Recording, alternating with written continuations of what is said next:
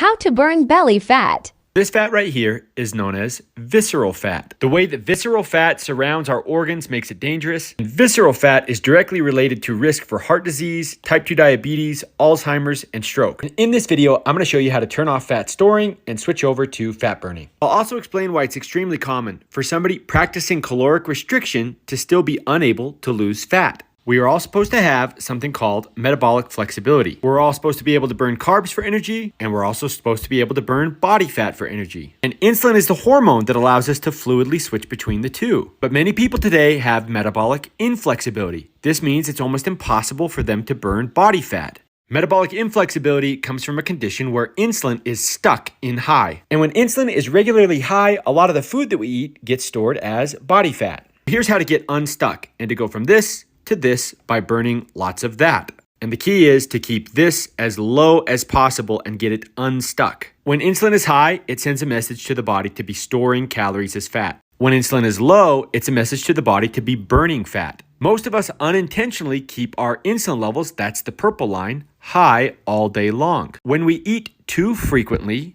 and we eat a diet that is high in carbohydrates, especially refined carbohydrates, our blood sugars tend to spike and crash. We wake up, we have a piece of toast with some jelly for breakfast, and our glucose shoots up. Insulin follows it. Insulin opens the door to all of our cells, including our fat cells, to be fed.